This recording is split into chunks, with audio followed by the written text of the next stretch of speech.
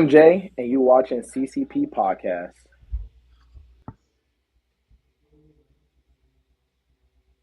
What is happening, friends of CCP Podcasting? Welcome to Beyond the Bell Live. I am Chris Page, and we are live on Twitch. We are live on X, and we are live on YouTube for the very first time on a Beyond the Bell. This will be a fun conversation today. It's a wonderful Sunday afternoon. Time went back here in the States. I don't know if it threw anybody else off, but it got me pretty hard this morning. First thing, before we get into the show, we've got November 22nd right around the corner. We are less than a month away, 20 days to be exact. CCP Podcasting presents Chapter 1 Genesis. It is going to be held in Castleberry, Florida at the Empire Center. Man, talk about a lineup. 9 matches on tap. We've got people coming in from out of town, in town. It is going to be a happening. Alex Bryant, Slade Porter hooking it up. Kay Koa and Matthew Ennis on top. Also added Mikey Spandex, making that a triple threat match. And coming from Virginia, Dallas Dash is going to be taking on Elias. Brother, this is going to be a major, major happening. Tag team action, the whole deal. You can find all the details at ccppodcasting.com. That is not why we are here today. Why we are here today is to sit down and chat with a gentleman who, listen, coming on my radar almost earlier this year, we stumbled into House of Champions. It was in January. Immediately, one of the first storylines that we catch and we start looking at is it's a slothy angle. And for those of you who don't follow the product and you don't know, first, shame on you. Go do it. It's the HOC_pro over on Instagram. This gentleman had a role in this storyline that, I saw from kind of the beginning. There was a moment, and I'm going to talk to him about it when I get on the air. We'll get him on the show here in just a second. But there's a lot to this. He's young. You can tell that there's an upside to it, and the character that he's playing right now, I am very interested in because I'm curious to see where it's going to go. For sure, he is the man that is behind the slothy kidnapping. I hate to tell you guys. Ladies and gentlemen, boys and girls, children of all ages, our guest today, the one, the only, Mr. Street Gawd. How is it going, my man? Welcome to Beyond the Bell Live. And I do apologize because anything can happen when you're live. How are you, my man? How about yourself? If I didn't have a co-host jump in the server here a second ago, I was in the middle of a kick-ass introduction. I'd have been all right, but we're gonna make the best of it. I think I've got most of it, and I'll be able to fix it on the backside. How are you, man? You have been doing some tremendous stuff, character work, and all that happenings that we're going to get into here in just a few minutes. How's your weekend been? Time went back. It screwed me this morning. How did it do with you? Yeah, it hit me. I woke up thinking the sun was up, but nah. Well, it was most certainly was not for me. My day started at 4:00 this morning. I was like, or 3:30 actually, and I'm like, oh man. But nonetheless, I've been looking forward to this conversation because I've been very invested in what's going on with the House of Champions. I've been the honor and privilege to be able to sit down with so many of you guys and have conversations about what you're doing, what's going on there with you, and the special environment that is there at the HOC. And from your perspective, before you get there, I like to always start at the top. And for you, where does professional wrestling intersect? Where do you fall in love? Well, it started building like little by little. Like it started when I was around 5 or 6. Yeah. My dad, he don't watch wrestling no more, but he used to love watching wrestling, like especially during the 80s and the 90s, and of course like near the end of the Attitude Era as well. It started like because I saw him watching it on TV. Like I would sit right next to him, but then my mom would come in, like any other mom, like no, turn that off. Don't put that in front of him. Cause like she would be scared that I would be like, it's not for, not for the violence, more for like, she would be scared that I would be copying these moves. Right. Because who wouldn't, right? Like who didn't wrestle their pillows when they were like 6 or 7 years old and body slam them? We had the wrestling buddies when I was a kid, and they were made to take elbow drops off the couch, brother. I don't know about you, but I'm just saying. Yeah. And then, as I got a little older, around 8 or 9, like I started off, of course, back when that Well, the time I had body slam. basic cable because like we were low income. Like I would watch SmackDown. Like my mom would always get furious, like instantly telling me to turn it off, like instantly. And then fast forward to 11 years old. I mean, before 11 years old, I remember seeing a commercial with John Cena on it. I remember like, oh, this guy's cool.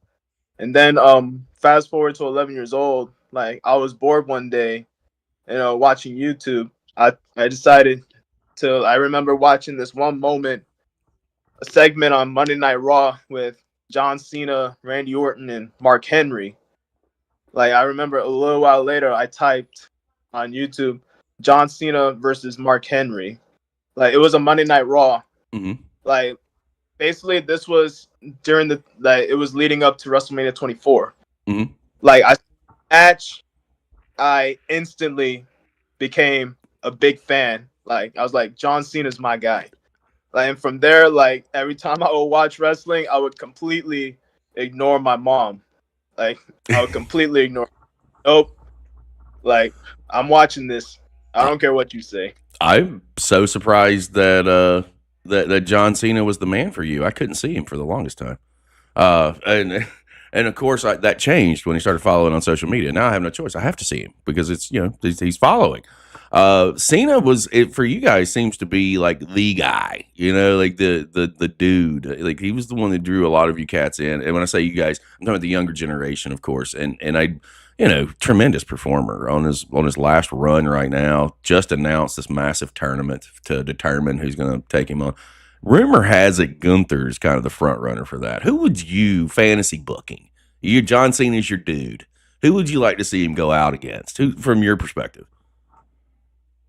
Of course, Gunther is a good one. Yeah. But if I were to choose, like probably like get like, well, my opinion, like probably get like somebody from NXT. Like that would be good too. Like Trick Williams, for example. Obafemi. Bro. Yeah, Obafemi. Come on. Whatever they're going to do there, it's going to be fantastic to see. I'm very curious to see. And there's teases from what I gathered and some of these people in this tournament may not work here. There's also rumblings of, Edge possibly coming back amongst the IWC. I don't know if I believe that at all, but that would be pretty dope too. That's one of my favorite feuds of John Cena, like him and Edge. That was one that I came back on into professional wrestling because there was a period where it was just very tough to watch for me. And I got to think, and I'm fucking 43 years old. I grew up in the 80s, and once through the Attitude Era, and then to me the Ruthless Aggression era was not necessarily for me because I'm not used to that, so I walked away from it. But I came back on the tail end of the Edge Cena story. Actually, it may have been the beginning when Edge won the belt and they did the live sex celebration, which was unheard of at the time. But they went out and did it and conquered it, and they made a shit ton of money off of it. So who knows where that's going, brother? But I love the fact that Cena's kind of the guy for you.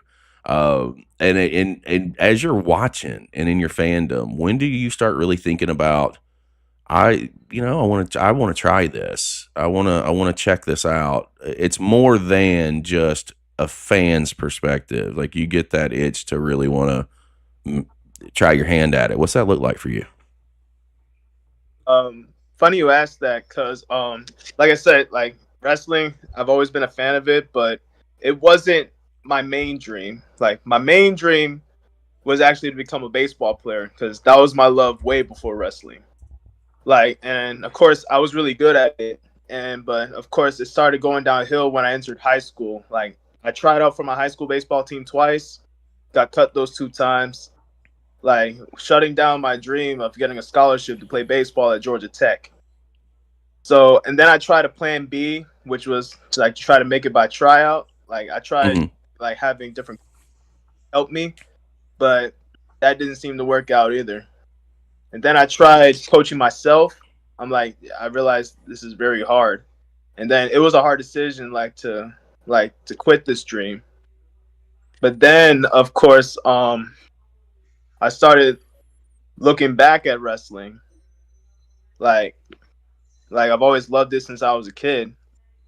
So from there, yeah, I started thinking about it very hard because I know I made a promise to never be in it, but it was a tough decision. Like I'm like, and then the itch got stronger and stronger. I'm like, yep, probably I should give this a try. Like I've always loved it since I was a kid. And then a few months after, you know, quitting my baseball dream, that was when I started actually training to become a wrestler. And it actually made me love the business a whole lot more. And I decided, like, this is my new environment. Like, I should continue with this. And I remember, yeah, what came up from my head, like a quote from a show that I used to watch as a child called Dragon Tales. Like, there was one episode that said, "If you're stuck, don't give up. Try something new." And this is what led. This is where we're at now. And talk about a quote, bro. That is definitely a good one to live by. Like, I always tell people all the time when it comes down to like goals or in general, because life can be so mild to wild, and it can get out, really quick. I just, when it comes down to it, at the end of the day, if you're afraid to fail, you'll never succeed. You're gonna fail way more times than you are gonna succeed. And this platform is pretty, evident of that. Like this is not something that happened overnight for us. This is work. It is 40 hours on top of 40 hours in the real world. It's content. It is editing. There's a lot that goes with it. But if we didn't stick with it, and if we'd have given up when, we weren't successful, we wouldn't be seen on every continent now. There wouldn't be companies and guys and girls all over the world that are hitting us up. Like, before, we would be those people like, "Hey man, and I still do. I hit you up for this show. I was like, "Man, I really, if you're interested, I want to sit down and chat with you," because I just think that your story is going to be really cool when we get there, like with the layers that you guys have done, and to hear your side of the equation on it is going to be, for me, is interesting. I love this shit. But now I can't open my DMs every day without, somebody from a different continent. Hey, which is great. It's a good problem to have, but I understand what you're saying. And that quote was it really, hit the nail on the head.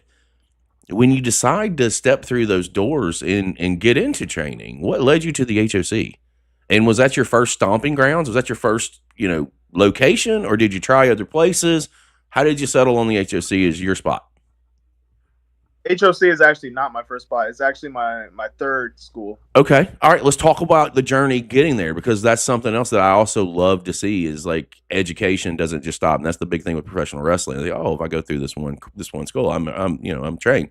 No, everybody teaches different stuff and different ways of doing things. So your journey into training, let's walk through that. All right. So, when I made my final decision of getting into training, of course, I searched high and low for pro wrestling schools near my area. Like, I'm from Conyers, Georgia, which is 20 miles east of Atlanta. Uh-huh. Of course, there were two schools, of course, nearby. I mean, not nearby, but in Atlanta. But I was like, nah, like I can't afford this, and I can't, travel that far. So I did deeper research, and I found a place that was actually like 20 minutes from me at the time, because I was still living in Georgia at the time. Mm-hmm. So, I found a place, and I checked them out, and from there, they welcomed me with great hands. Like when I first walked in. What was the company, or where was the training school? I have friends in Georgia. Platinum Championship Wrestling. Naja, my dog. Yeah, he was one of my coaches. Yeah? Did you have a good experience there? I know that whole crew. All the guys. I know every one of them. Skrilla, Naja, Dominic, all of them. I know everyone. I had a pretty good experience there. Yeah, it was like a great starting point for me. Sure. And where did you extend that education from there? Yeah, I ended up training there from June 2022 until December of 2023. So because from there, cause we were planning on moving to Florida. It was planned since I was in high school that after my dad retires that we moved down to Florida.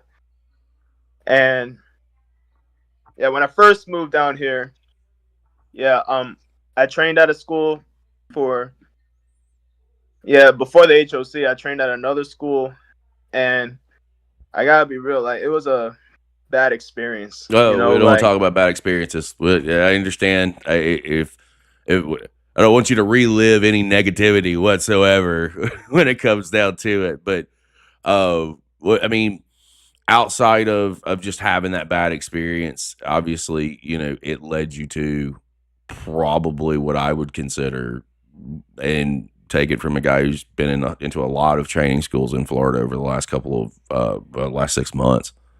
HOC's doing it right, so it took you to the greener pastures, if you will. So let's chat a little bit about walking through those doors.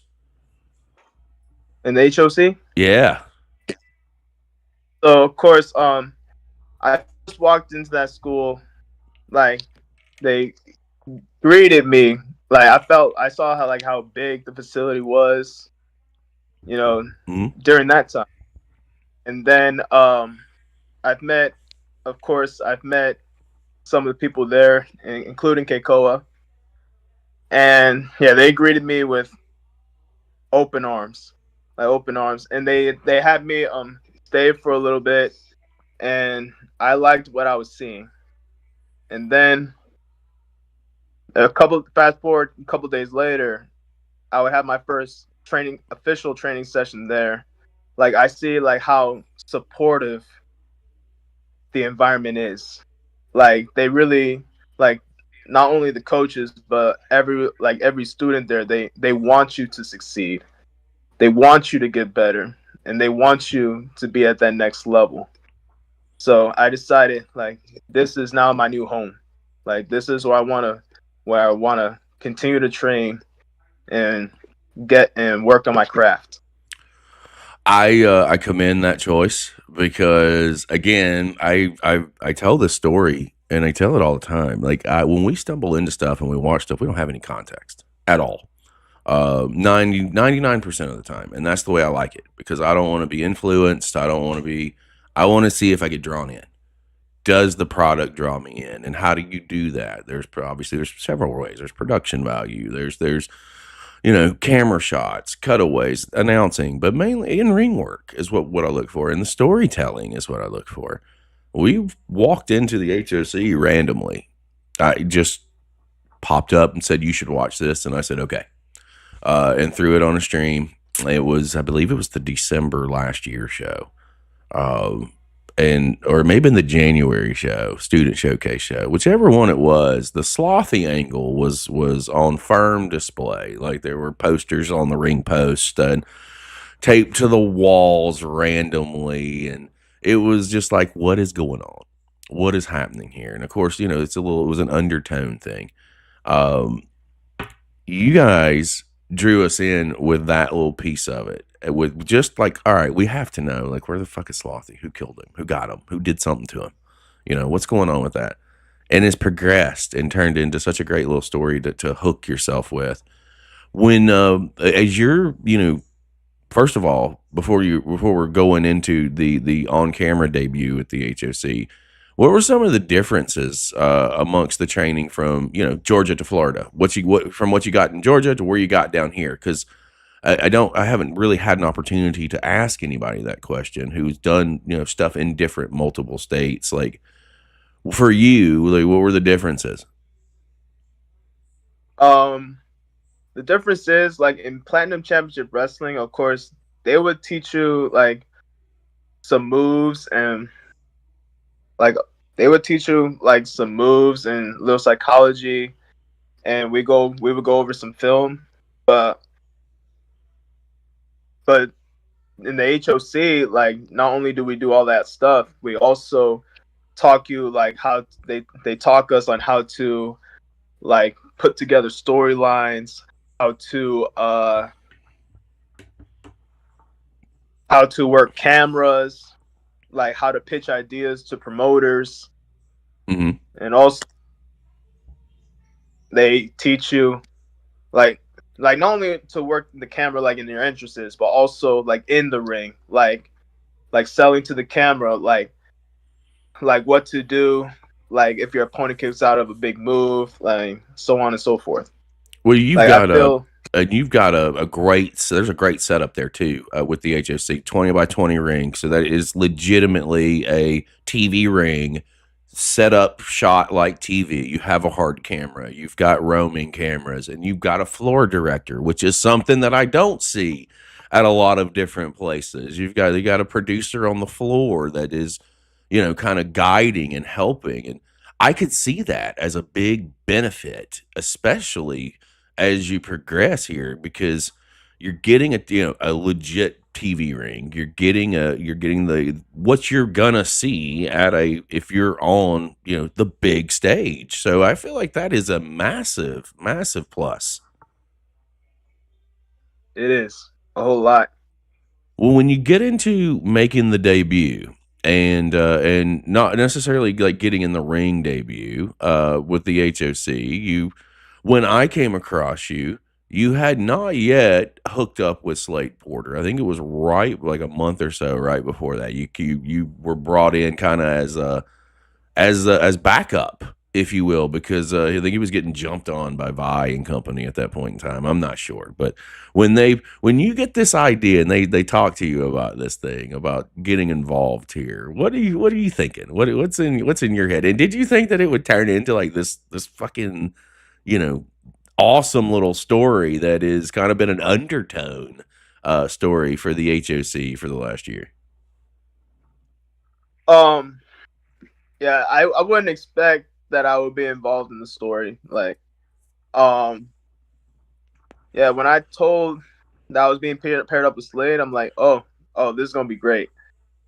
But then when I was told that, yeah, yeah, we're gonna have you babyface right now, but then we're gonna turn you heel in the end, like when it's when the slot when the time is right. Yes. I mean, before I was kind of against it because I wanted to be a babyface, but then thinking about it, something clicked in my head, like that it's great to learn both roles. Mm-hmm. Because like even if you prefer being one role, like it's great to work on both, because I know that every promotion that a wrestler works for, they're not going to be that one role in, everywhere they go. So it's always great to learn both, like when you're in training, that way you be prepared for when you go out there. So, absolutely. Of course, go ahead. Yeah. And yeah, when I was told that I was working heel, I'm like, I might as well get to work. Like, I know, yeah, card may subject to change, but in case it becomes official, like, might as well get the work in. That way, if it does become official, I'm prepared. 100%. And that is a big, big thing, is being prepared and preparation. And actually, man, like, call me crazy, I dig you as a heel. You have the look and the character, right? Like you're building this character, and that character just screams like, for in my head, I don't know if this may be too old school for you when it comes to professional wrestling. Have you ever, back in the day, they would have people that would hit people with the flapjacks, the little black little things. Like your character looks like that's a throwback to somebody who would bust somebody in the head with a slapjack and just do it from behind the the referee's back. And not that I didn't dig you as the babyface. You have your look with the Street Gawd kind of has this little badass like persona, and I think it's just your look. I think it's you. I think it's just how you look when you're in your gear. You just look like you could throw hands. You just look tough. You look a tough guy, right? Like that's the thing, like a heavy. and it was a great role to be in. But before I get deeper into that, let's talk about the Street God and how you came across and the creation of the character that we see on HOC TV right now. Because again, looks like a badass, just looks like somebody that you don't want to mess with. How does that come to creation for you? It started off because I like one day, basically, I'm sorry, before we get to that one day, it was on my list of gimmicks. Like I figured out, like originally my character was supposed to be an underground street fighter. And he's given the name Street God because he's unbeatable in the street fights. And then one day at work, I found a foam hammer in one of the dumpsters. I was like, I should probably I'm gonna bring this to training. And then one day I brought it to a training session, and everyone was going crazy over it. And then when we had a promo class one night, I brought it in, and I didn't cut the promo with the hammer in my hand. And then shout out to Armando Espana. He gave me the suggestion, dude. He was like, dude, what's wrong with the hammer? And then I started thinking about it. Yeah, maybe I should make this a part of my character. And then shout out to Bobby Fish, who used to be one of our coaches. He told me have a connection to this hammer.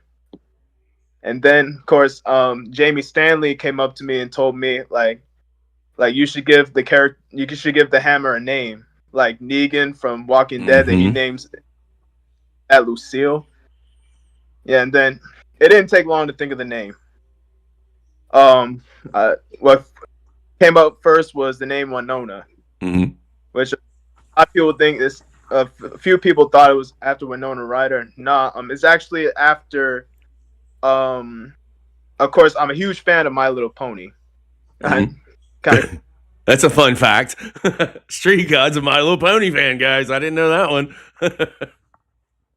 Yeah, one of my favorite ponies, Applejack. Of course, she has a dog who's named Winona. So the name of the hammer is showing a fact that I'm a huge fan of My Little Pony. I dig it. And from there, character turned from an underground street fighter to an outcast who grew up in the streets. I love it. I love how that's put together. I mean, I'm internally popping over the My Little Pony, brother. I'm not gonna lie.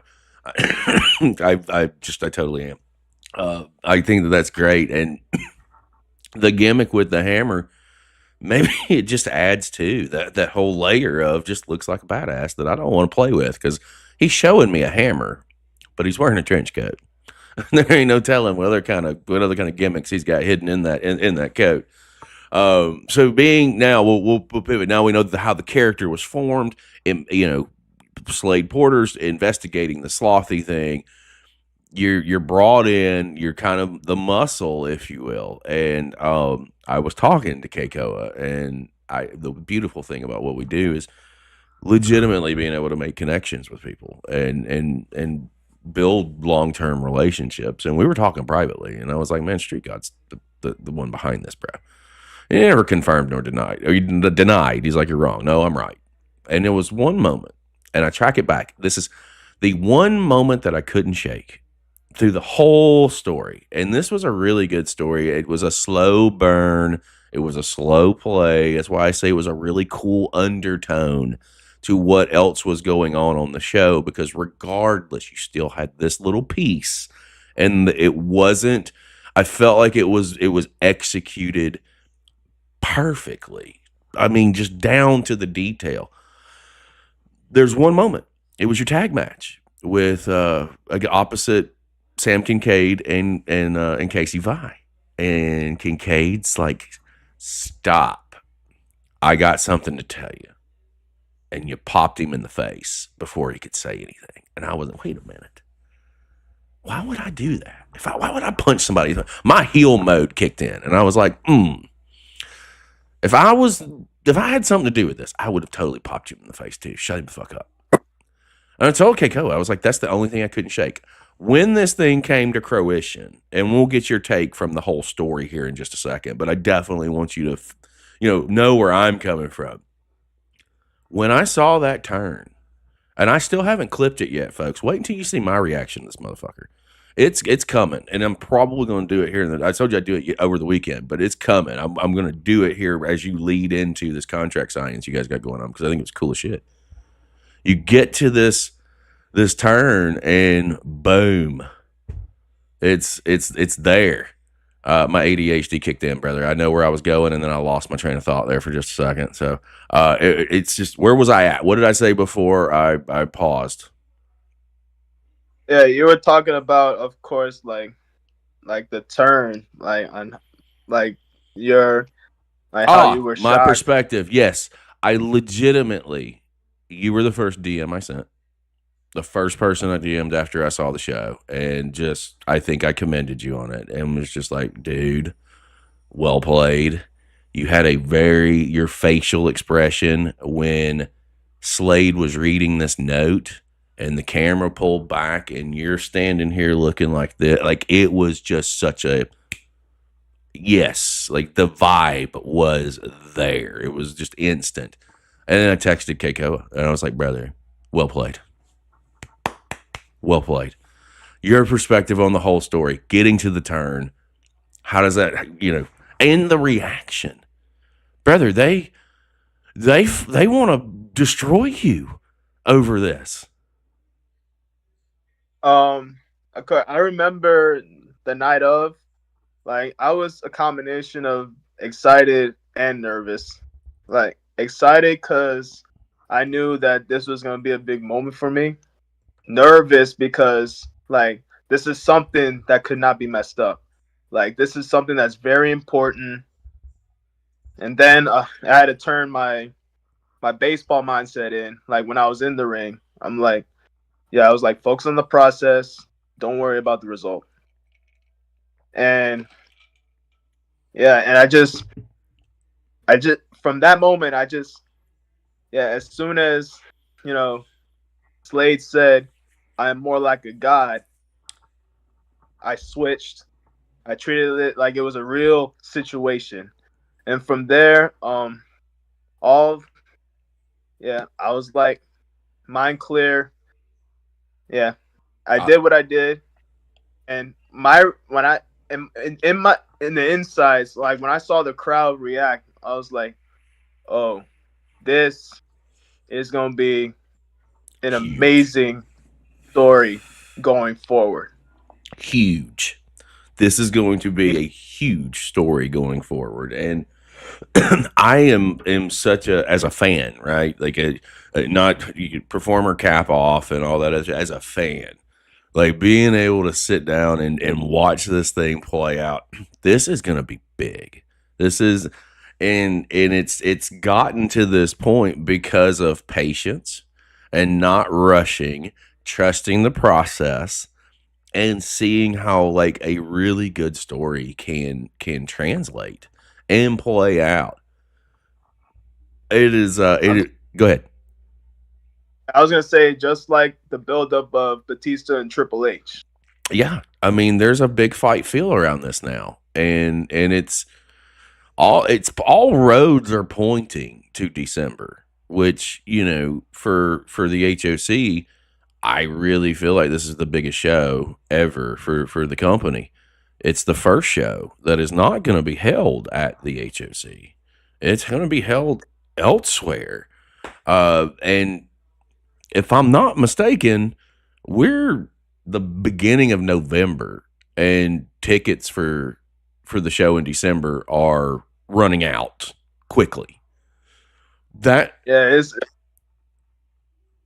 You guys are the only thing that's been that we know is happening. And I say we know, not obviously contract signing's coming, right? That's where we're building towards, and that's where we're going. But we know that only thing that's being billed for this thing as of right now, by logical deduction, is Street Gawd and Slade Porter. So That's some eye-opening shit right there. Like you guys are here and you're leading this charge. And yes, the Ennis is, and I'll say fuck you, Matthew Ennis. Ennis aside, yeah, I don't like that guy. He can take a walk off a short pier. Uh, he's going to be defending his championship, obviously, but we're coming for Street Gawd and we're coming for Slade Porter. This is what is going to be epic as we are on this road. The crowd's flipped on you. You're now getting the opportunity to play the heel, and which I really think is really good, because as you hone in on this, and something that I like to tell people, especially younger guys, the more they hate you now, and the more that they hate you overall, when you flip again, they're going to love you that much more.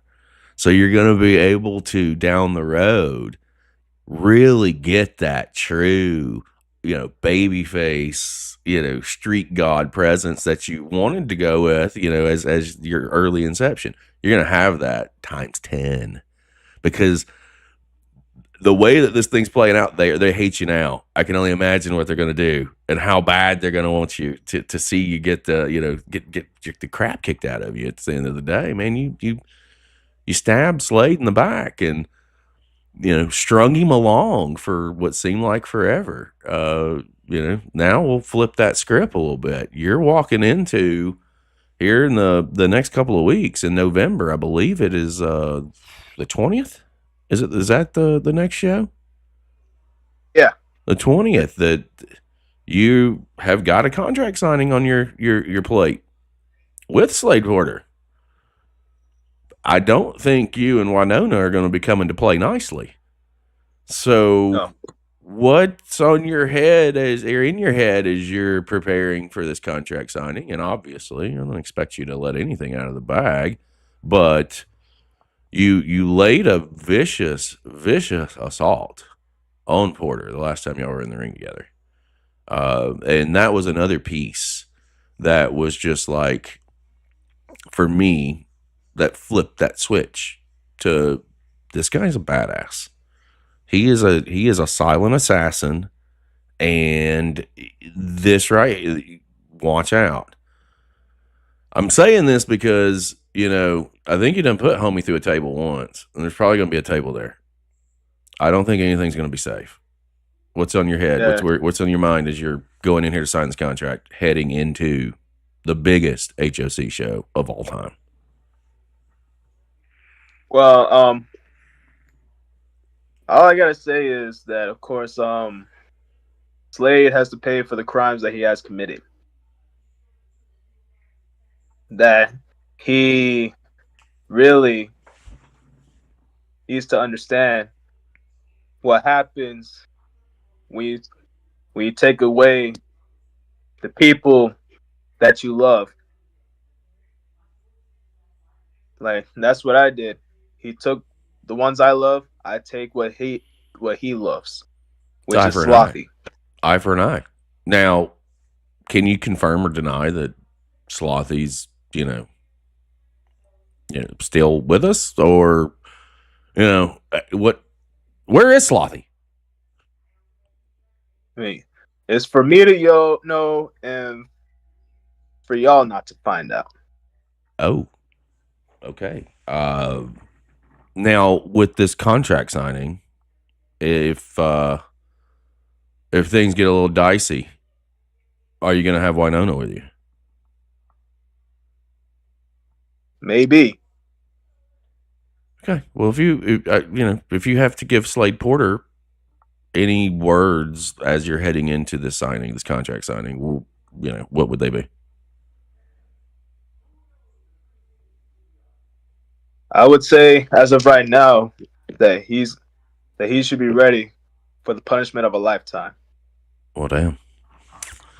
With that being said, moving into the biggest show of the HOC, and this seems to be where the collision course is headed, and to be a part of that, and this be the location, presumably, I'm going to say presumably because I don't know, but presumably this is where this is happening.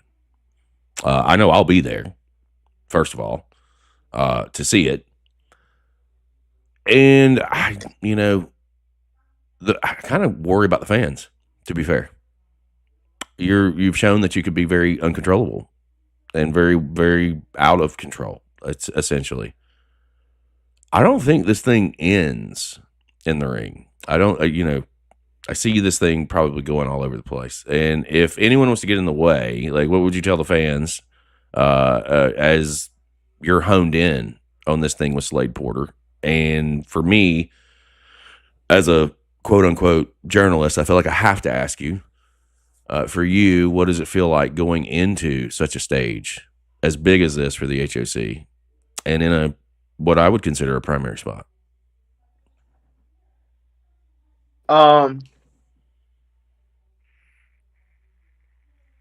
I'm sorry, can you repeat the question again? We'll start with this one.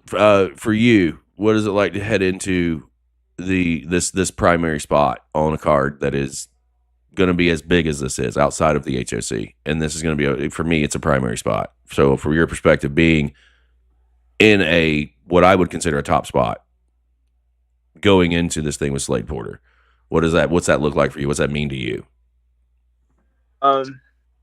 It's a huge honor. Like, very huge honor. Like, excuse me. Yeah.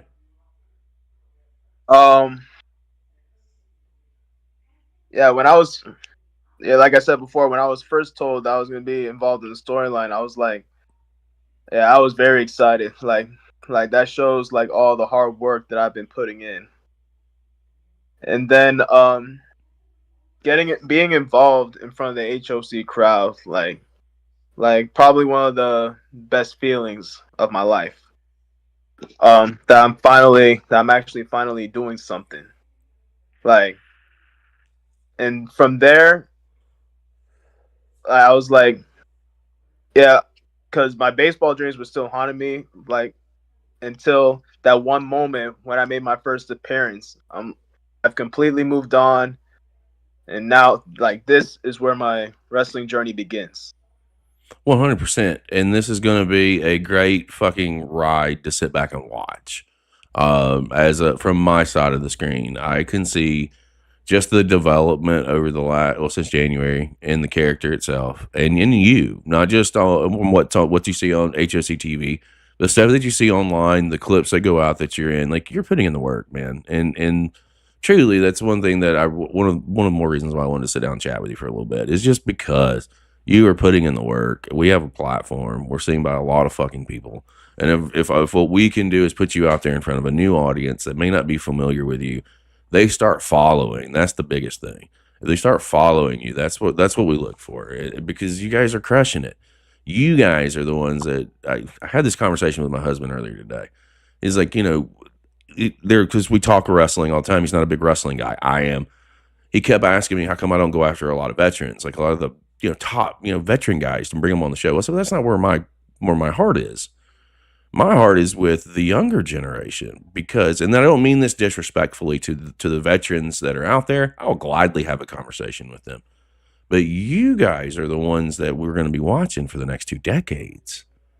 You guys are the ones, the younger generation, that 18 to 25, 26 range. You guys are going to be there to the next 20 years. We have to invest in our future. You're our future. So if we don't invest in our future, then why are we here? What are we doing? You know what I mean? So it's just like, for me to be able to sit back and see how far you've come just in the last 11 months, I can only imagine what's going to happen over the next year as you continue to get experience, as you continue to get more reps in, continue to learn. And you strike me as a guy that has that sponge mentality of wanting to absorb the information and as much information as you can get. And I'm really, really looking forward to seeing what you and Slade bring to the table in December, as well as everybody, because I know how big this show is for you guys. I know how hard you guys have worked to make this happen, not just the coaching staff. You guys that are in the ring that are learning, the students. This is for me as an outsider looking in, I see this thing as like, this is a huge party for you guys and a big, you've made it. Like you guys have made it. And there's so many of you guys that are there right now that are going to do some really good things moving forward. You're one of them. And I say that knowing that it's just a matter of time. You've got the mentality for this shit, man. And you don't see that every day. It's there. And I'm so glad that through all adversities, you chose not to quit. You've chose to stick through this. Where one door closed, another one opened, and you walked right through it with no fear. It's one of those situations, dude. I say all that. We have talked a lot about, you and the HOC and, what you've done thus far. And granted, your story is way closer to the beginning of the book than we are the end of the book. And 2025 has been a pretty good growing year for you, wouldn't you say? Okay, so I would consider it a good growing year as well. 2026 is right around the corner. So what are some of the things that you're looking to accomplish within 2026? I'm looking for it. Like, I want to, like, of course, I do want to, wrestle out there in the indies. Mm-hmm. And of course, where I'm at right now, like has been one heck of a run. And now, like in 2026, like I want to experience like wrestling, like all over Florida, wrestling outside of Florida, like in another state or maybe in another country. Like I want to like experience, different ways of how shows are run. I want to wrestle against people of different styles. Like I also want to like work with some people and talk like and how they got, and want to learn like how they got into the business and I want to learn like everything. Continuing to grow, continuing to learn. Well, who are some people that everybody's got a bucket list of possible opponents? Could be anybody that you can think of. Who are some folks, whether they're on the indie scene or just in general? Who are some folks that you do want to work with? Man, I would love, as of right now, like so far, like I would love, like if I was given the opportunity, I would love to work Mike Orlando. Okay. And where is he based at? Is he in Florida? In Florida. Okay, I'm gonna have to look him up because I'm not familiar with the name. And anytime I hear somebody new, my ears go up because I'm like, oh wait, there's hidden gems everywhere, brother. That's something that we have been able to stumble across from all continents and all parts of the world. And it's just you never know where they're at. Outside of them, where else? Who else is on your bucket list? I would say Izzy Vaden. My dude. He's no longer the lifeguard. He is the blackjack. Izzy Vaden at this point. He's going to be at Chapter 1 on the 22nd, taking on Jay Haru. He's coming down from up north, up in the Limitless Wrestling deal up in that area. Wrestle Pro. That's interesting. I'm going to tag him in that because we're eventually going to make that happen. As you know, that we're starting to do some live events ourselves, and there's a lot of moving parts with what we're trying and what we're going to do with the Florida market, and it's going to be constantly just showcasing you guys. So, Izzy, fun fact, lives 25 minutes from my front door. So, I don't think that would ever be a problem. As soon as you get the okay and the green light from the HOC, that's a no-brainer, brother. We'll make that one happen. Who else is out there that's on your mind that you want to get in the ring with?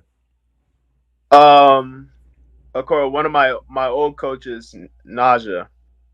Oh, trained together, but we never had an official match. Like it was actually planned. I think they were planning on putting that together like for the future, but then of course I announced that I was moving to Florida. So yeah, I would love to get the opportunity to actually wrestle him in an actual match.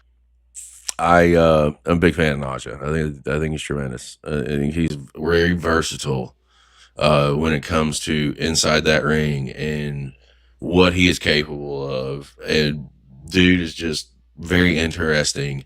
He's so fucking funny too. I mean, to me, he's hilarious. I always pop when I talk to him or when I see him. I had a chance to see him in February this year. And see him and the whole crew up there, Skrilla and Deion Summers and ERC, and they're just so I appreciate those cats. They're very instrumental. And Skrilla the Great, which I have to, talking Georgia wrestling, I have to bring up Skrilla. He's the guy who put our foot in the door in the United States because we started internationally with our platform, and then he opened up Georgia, and we got to talk to so many people in Georgia, and then it just went everywhere from there. So you never know. You just never know how this thing works, and the 6 degrees of separations. I love those names thus far because I think that those are very, very doable at some point in time here. And with that being said, like I don't want to pivot and kind of shoot to a different direction. Like as you get closer to getting that green light, what are some companies out there that you have your eye on? Some places that you are watching that if you could dip your toe in the water of that you would love to do. So I have been to a few of these promotions. I would love to work for Pride of Wrestling, okay, which is in. Well, I would love to work for Energy. I would also love to work for Pro Wrestling Action, and when I get a chance, like probably wrestle for actual wrestle on the PCW shows in Georgia.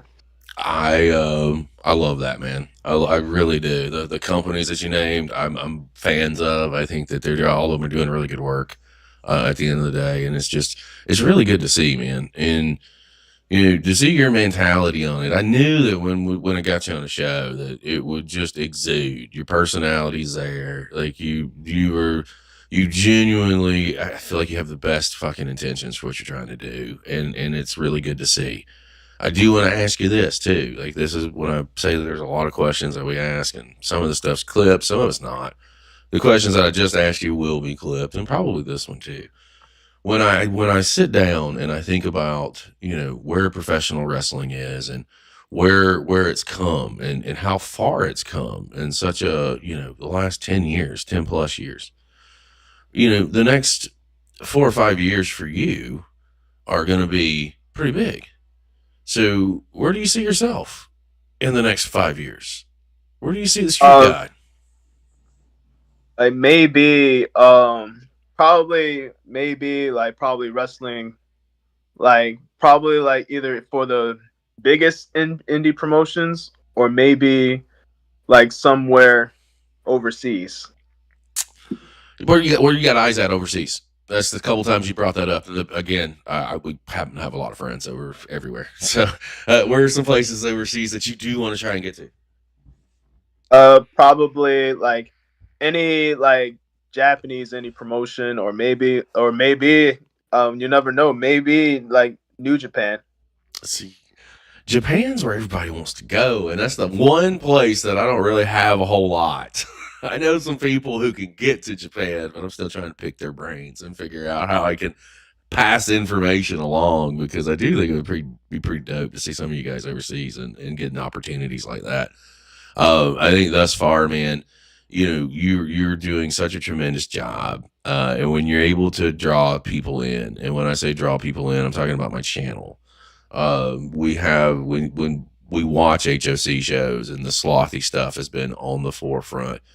Rather, it's one of those things that has engulfed the podcasting, our podcasting platform. I'm very honored to have sat down with you here today and just been able to talk and chit chat for a little bit. And then we had some live issues. Anything can happen when you're live and stuff like that. I definitely do apologize for, but we just scratched the surface with what you've got going on and where you're going to be and what you're going to be doing. Let me ask you this on the way out. If let's say that you get past Slade Porter in December, and the track, has you. Well, I'm not gonna say the track. Let's say you get past Slade, and while I feel like this thing is something that is going to translate into a series of matches, which I am totally here for. Who are some other people in the HOC that you wouldn't mind tangling with? I really would love to see you and Destin get together once you get the persona and the heel Street Gawd like down, which you're pretty much there. It's there. A lot of your stuff's your facials, and I think you have this stone cold like killer face. It's hard to describe. Really, it's like it's just one of those faces that will. Whoa, this guy means business. I would think that you and Destin could tear that shit up and just have an incredible little series. Funny you say that because we've actually talked a few times about that, and I want to get with him again to see if we could actually make it happen. And I would love to work with Mo Malik. Yeah, and I would love to work a match with G&J. Strong baby faces, man. The stronger the baby face, the heel, you get something either way out of it. And in this case, those are really good matches. And that's something else. And again, that's why I don't script these conversations, because I'll just take it as they come. So here's something I love about the HOC is that it's still so fresh. Everything feels fresh. Every match feels big. It feels like there's stuff to it.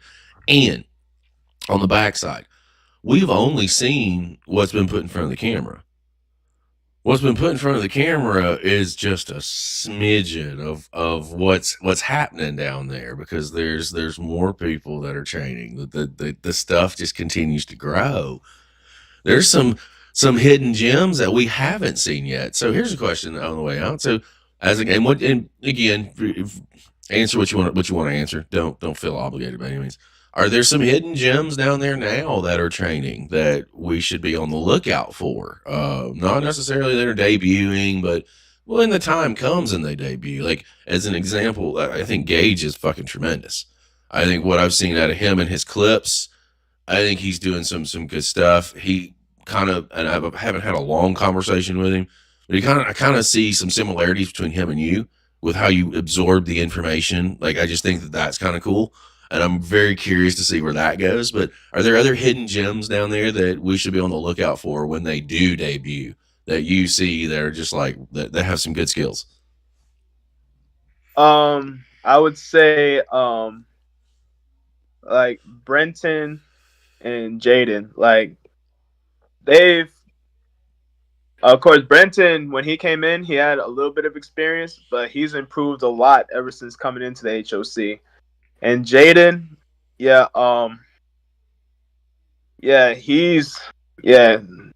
both of them been putting in the work. Like, this shows that they really want to do this. They really want to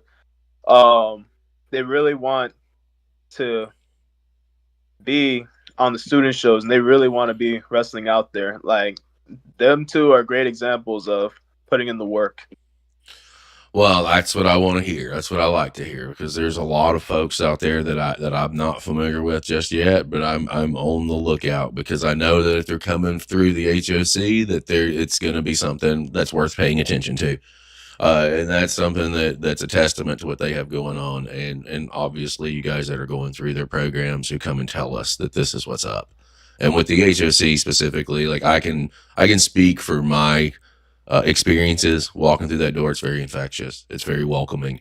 It's very it's a different feeling. It's a very family feeling. Is how I would describe it, and one of those that you want to be a part of. And I know that for you, the journey's just beginning.